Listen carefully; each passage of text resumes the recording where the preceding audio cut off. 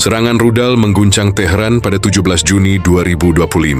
Para pejabat tinggi Iran nyaris menjadi korban dalam serangan yang sangat terkoordinasi dan presisi.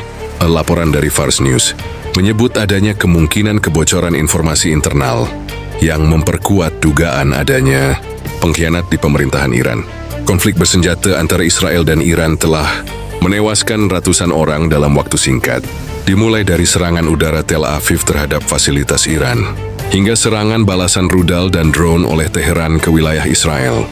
Kini, sebuah serangan rudal mengejutkan terjadi di ibu kota Iran sendiri.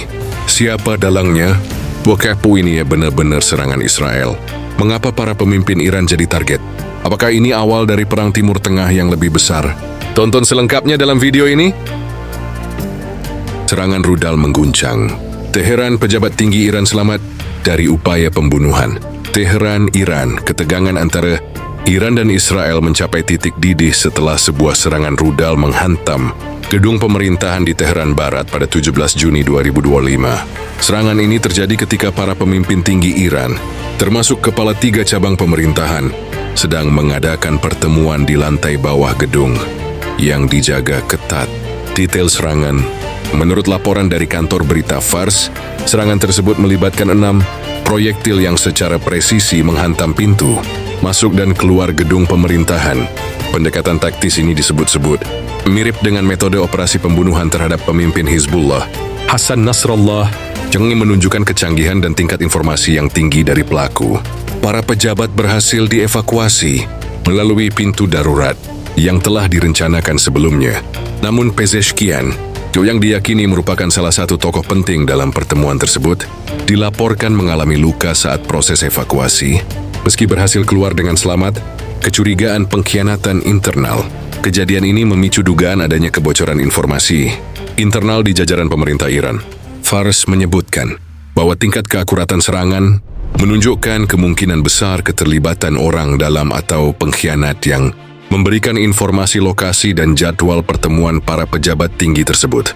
Fars juga menuduh media barat dan media yang berafiliasi dengan Israel sengaja mengabaikan insiden ini yang mereka sebut sebagai tindakan terorisme negara yang terang-terangan.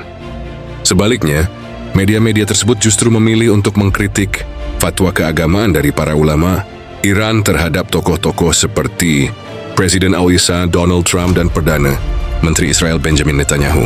Latar belakang konflik 12 hari. Serangan rudal ini terjadi di tengah konflik bersenjata berdarah yang berlangsung selama 12 hari antara Israel dan Iran. Konflik dimulai pada 13 Juni ketika Israel melancarkan serangan udara besar-besaran ke berbagai fasilitas militer, nuklir, dan infrastruktur sipil Iran.